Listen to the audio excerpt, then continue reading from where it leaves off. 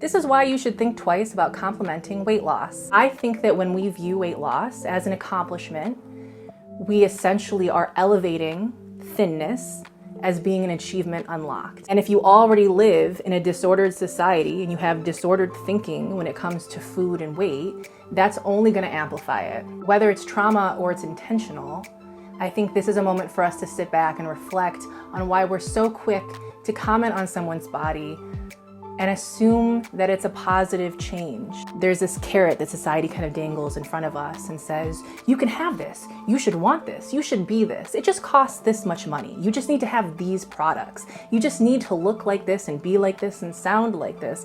And so you see all these cookie cutter versions of the same bodies and the same people. This is what society has deemed as good and worthy and okay. There's definitely an impact that happens when the world tells you how it sees you and indicates to you when it thinks you're doing a really good job. And when that's tied to weight loss and it's tied to your body shifting dramatically, it's kind of untenable. It's becoming connected to something that can shift so easily throughout life, whether that is your body, whether that is your health. Now, you and I are not gonna agree on everything all of the time, but I would hope that what we can agree on is that there are so many other things to complement and to encourage and to celebrate that have to do with a person that have nothing to do with their bodies. So what I would really love is for you to come up with at least 3 ways of complimenting someone, of congratulating someone, of celebrating someone that have nothing to do with their body,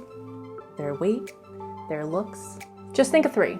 I think we can also agree that we're not really taught how to do that. When there are conversations about body positivity, or body neutrality in particular, we tend to love the idea of it, but the application of it is so beyond what we've been taught that sometimes it just feels more comfortable to stay in what we know. We're kind of hammered with this message constantly that to be pretty and thin and young is the ultimate goal. And as long as you are working as hard as you can to achieve those things, you're okay. You're good. When really, I think we should be asking ourselves in what ways those things contribute to diet culture, which I believe is toxic. Why is this how it's supposed to be? Who benefits from me feeling this way? Who actually profits off of you not feeling like you're good enough or small enough or pretty enough or just enough in general? Why do you think a society or a world, government, country that upholds white supremacy and continues to rewrite its brutality, why do you think that it has the ability to teach you how to love yourself? Self-love starts here, baby.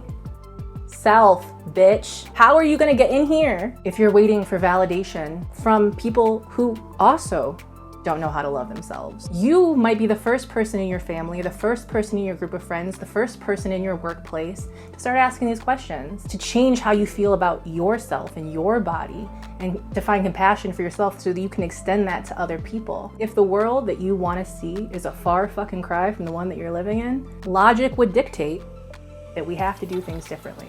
And in order to do things differently, you have to think differently. And the rubric for that is still being created.